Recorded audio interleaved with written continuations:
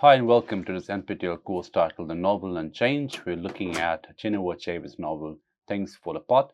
So these will be the concluding sessions for this novel. We're looking at Richard Begum's essay on the three different kinds of endings and how those correspond to three different interpretative possibilities of the novel The Things Fall Apart, and of course how it all connects to the very interesting representation and illustration of diachronic changes, obviously connected to imperialism, colonialism, and their aftermath. So in this particular section, we'll look at the concluding part of the essay and see how it corresponds to some of the themes we have been talking about already. So this should be on your screen. So at the beginning of this paper, I asked three questions about the relation of post-colonial literature to the writing of history. So we talked already quite extensively about the whole idea of rewriting and how each act of rewriting is also an act of revision, and how each act of revision can also be potentially an act of deconstruction. So there are three dialogic texts that we established in a triangulated relationship where Heart of Darkness, Things Fall Apart, and of course the other novel that this writer mentions, No Longer at Ease. So No Longer at Ease is of course a sequel to Things Fall Apart, where we have the character of Obi, who is a grandson of Okonkwo, and how that novel writes back in a certain sense some of the content, some of the themes and concerns of Things Fall Apart.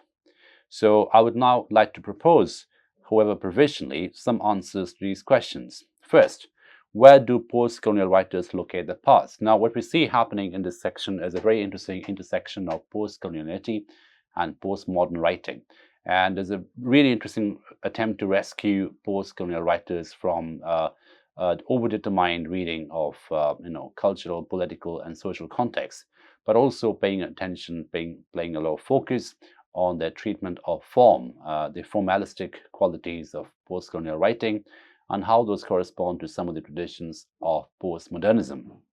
So in that sense, the formal content, the formal representation also becomes important, as do the themes and cultural contexts represented in the novels. First, where do post-colonial writers locate the past? There is certainly no single or definitive response to this question, but a writer like Achebe is acutely aware of how problematic are the issues it raises. So for this reason, Things Fall Apart and No Longer at Ease not only situate themselves in the periods of historical transition, and the two transitions being Nigeria at the turn of the 20th century and Nigeria in the 1950s. And we've spoken about how already these two novels speak to each other, No Longer at Ease and Things Fall Apart, but also superimpose these periods on each other through a series of intertextual connections, suggesting that post-colonial writers are the products of all the historical periods through which their cultures have lived. So again, we have a sense of how each writer is situated and how the writing of each writer must be situated in that particular cultural, social, political context, but also how each writer is able to offer a very unique formalistic play, especially a writer of the quality of Achebe. When we read his writings, his novels, it's also important for us to pay a lot of attention on the form, the treatment, the narrative method that he espouses. So secondly, can we confidently assign decisive beginnings and conclusive endings to the various epochs of colonial and post-colonial history? So the politics of origin, the politics of inception becomes very important when we look at post-colonial writing, because that sometimes determines the entire process of transcription. So what kind of history is being written largely depends on the starting point of history. So what do you define as a starting point? How do you locate the starting point? So location itself becomes discursively designed and politically motivated. So it is not immediately apparent how Achebe would answer this question, but his experiment in extended closure reminds us that a narrative shaping and that necessarily comes with beginnings and endings is a human creation, a product of what Richard Rorty, the philosopher Richard Rorty, calls contingency, rather than a naturally occurring or divinely given reality. So the fact that three different endings are three different ways one can read the endings of this novel, and also how it speaks of No Longer at Ease, goes to show the manipulative nature of endings, and how a writer of Achebe's quality can also foreground these manipulations, foreground the constructed quality of endings, and in the process really expose the storytelling method as an artifact, as something which is sort of discursively designed rather than divinely given, right? So it's really secularizes the storytelling method. It talks about storytelling as a human activity, as something which is given to or prone to unreliability, prone to bias, prone to subjective situatedness, and so on and so forth. So it is that each of these three endings with which Achebe concludes things fall apart grows out of different interests, different assumptions, different intentions, and none of these is ultimately true in itself. So what we have in a nutshell, in a very macro reading of this passage, is how different versions of truth are produced and promoted, and not just one version, which obviously goes to show how the grand narrative of truth is reconstructed, is broken, is fragmented, and so we have very experiential, atomistic idea of truth, atomistic, engagements with truth. Finally, what historical stance should post-colonial writers assume towards their own history? So again, the whole idea of historiography, we talked about the politics of writing history, the politics of inscription embedded in history. These things, these questions become really important, not just history as a uncritically produced and consumed product, but the processes of writing history, the inclusions and exclusions, the articulations, the absences, all these three come together and factor in the complex composition of history. This is a particularly difficult problem and one that cannot be fully treated in the space that remains. Still, it is worth observing that Achebe has not only qualified the kind of nationalist history with which his work is so often associated, but also he has shown a willingness to criticize traditional Igbo culture. So this ambivalence is very, very important.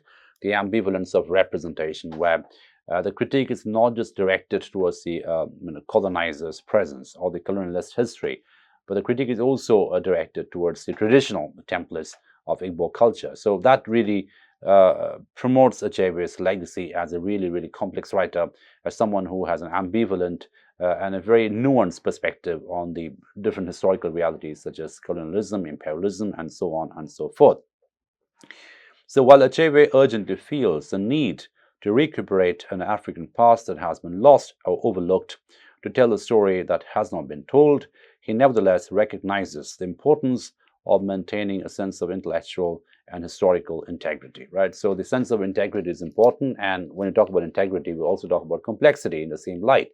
So integrity is obviously polyphonic in quality. Integrity doesn't mean homogeneity. In fact, integrity remains encourages heterogeneity, encourages polyphony, encourages a heteroglossic representation where many voices, many interpretative possibilities are laid bare, as it were. And there's a passage from Achebe, really, which corroborates this point. The question is, how does a writer recreate this past? So you can see these are the sections which are really important for us at a macro level, because it talks about how the discipline of post-colonial studies can really speak to us in a course like this, where the relationship between text and context are very, very complex and contingent, where the context informs the text, but at the same time, the text can offer some autonomous representation of anticipated context, right? So the text here becomes both a product of representation and also an activity of anticipation, right? So therein lies the bidirectionality, the bitemporality, the multitemporality, really, and the palimpsestic quality that texts like Things Fall Apart can produce and promote. So the question is, how does a writer recreate this past? Quite clearly there's a strong temptation to idealize it. So there's a very easy seduction to romanticize the past, to go back and so recreate the past in a very romantic, uncritical way, which obviously is beautiful and tempting, but quite largely inauthentic in quality. To extol its good point and pretend that the bad never existed. But the credibility of the world the writer is attempting to recreate will be called into question, and he will defeat his own purpose if he is suspected of glossing over inconvenient facts. We cannot pretend that our past was one long technicolor ideal. We have to admit that, like other people's past, ours had as good as well as its bad sides. And we talked about this in a previous session as well, how Achebe is very careful not to romanticize the pre-colonial past, not to sort of give an idyllic picture, uncritical idyllic picture of pre-colonial past where nothing bad existed. Equally, he acknowledges some of the positives which emerge out of the colonial presence, out of the processes of colonization, right? So it's not just a neat binary of bad and good. but it's actually a very nuanced and complex perspective on the entire historical reality of colonialism. And like all good writers, he foregrounds the good and the bad, the complexity, the mixtures, entanglements, and so on and so forth. The last general point that I would like to make touches upon methodology. So this is where we find the interface of the post-colonial and the postmodern take place. How not just a theme, not just the issues and the content of what Achebe talks about, but equally the formal methods, the narrative methods, the narrative designs that Achebe is trying to promote, the stylistic interventions that Achebe is trying to achieve, which also should be studied equally carefully. So too often the literature we call post-colonial has been read as little more than an exercise in political thematics. So that's the obvious temptation. The moment you hear about something like post-colonial literature, the obvious gravitation is towards looking at the themes, historical realities, the retellings, and so on and so forth, which is obviously attractive, and it often produces really good interpretative designs. But, and this is where this essay is really good, it talks about how we should pay equal attention, if not more attention, to the former methods, the narrative experiments, the designs, the aesthetic choices, which go into the making of these texts. So in that sense, Things Fall Apart is a really interesting text to be studied from the perspective of post-colonialism, but also equally from the perspective of postmodernism. So such an approach is not surprising, given the enormous historical pressure out of which this literature was born. But it has led many critics to ignore crucial issues of form and technique. Yet, as I have sought to show, we can only begin to appreciate how a writer like Achebe envisions his past, both as history and tragedy, if we understand how he narratively shapes his material, how he achieves his sense of an ending. Attention to formal organization is particularly important in the case of Achebe because he conceives of history neither in teleological or positivistic terms, but as something human beings create, a series of stories built around beginnings and endings, a narrative construction. So again, this is a very, very important point. Achebe is a writer who is acutely aware of the constructed quality of history, and to that end, he's equally aware of the constructed quality of his own narrative, of his own storytelling method, right? So we read Achebe, we read a novel like Things Fall Apart, a magnificent novel really.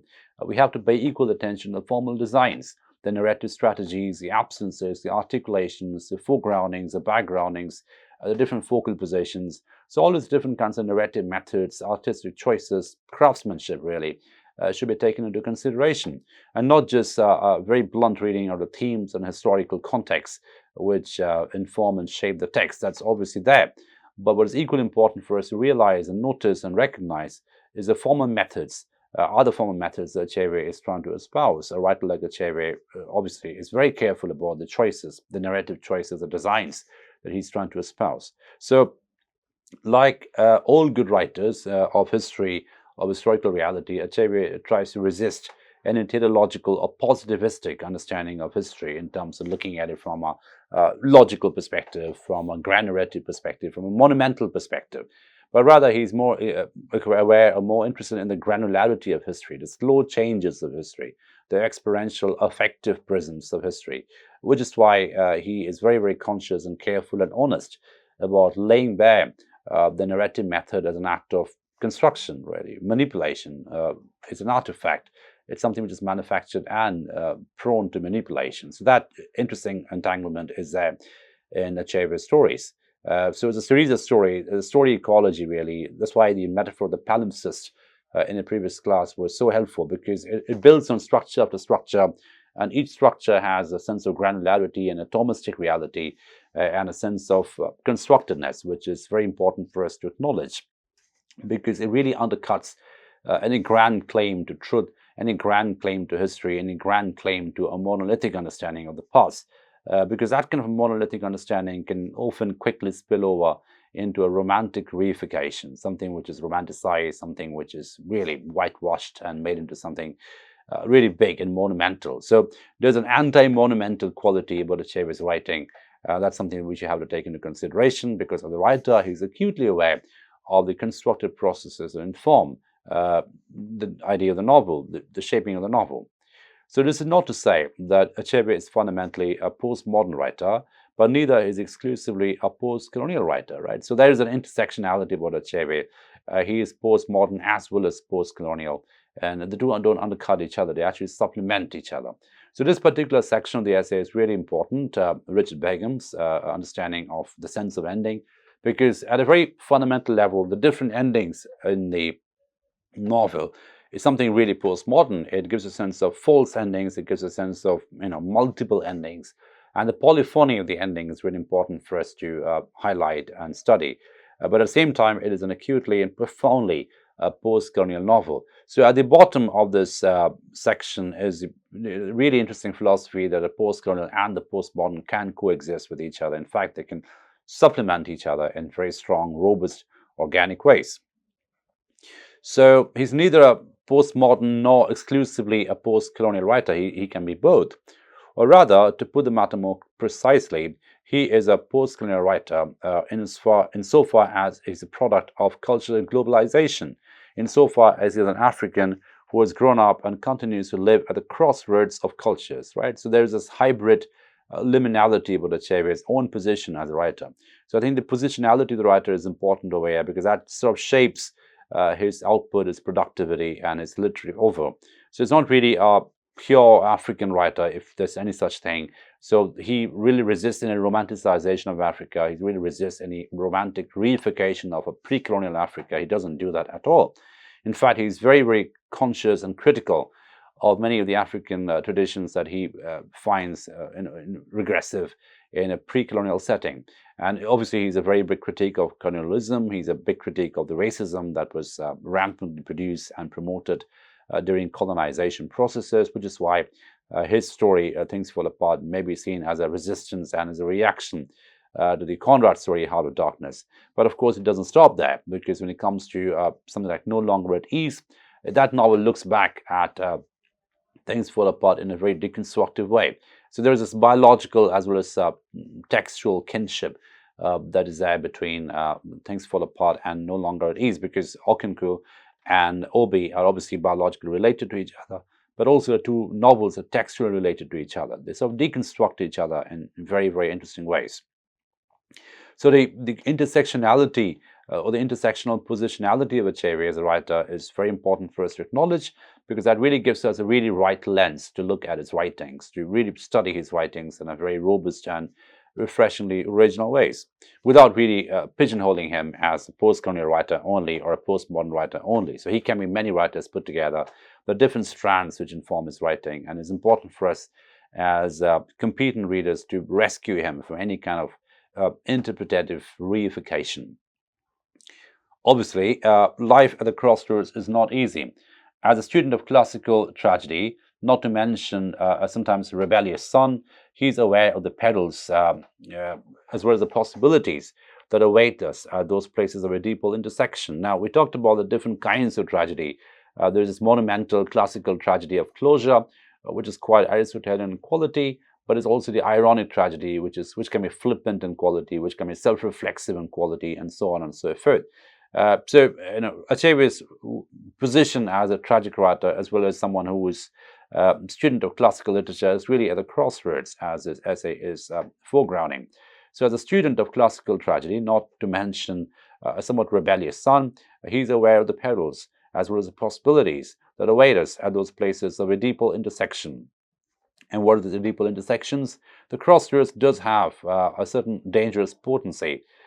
Dangerous because a man can perish there wrestling with multiple-headed spirits, but also because he might be lucky and return to his people with the boon of prophetic vision, right? So there's perishability in the crossroad. There's also prophecy in the crossroad. So that entanglement and interplay of perishability and prophecy is important for us, because that's exactly what happens in Things Fall Apart. So Okonkwo perishes, he biologically dies. His suicide can be seen as a symbolic act, but it's also an act of prophecy of what to come, the imminent disaster, the imminent collapse, the imminent crisis of a civilization which is about to come to an end.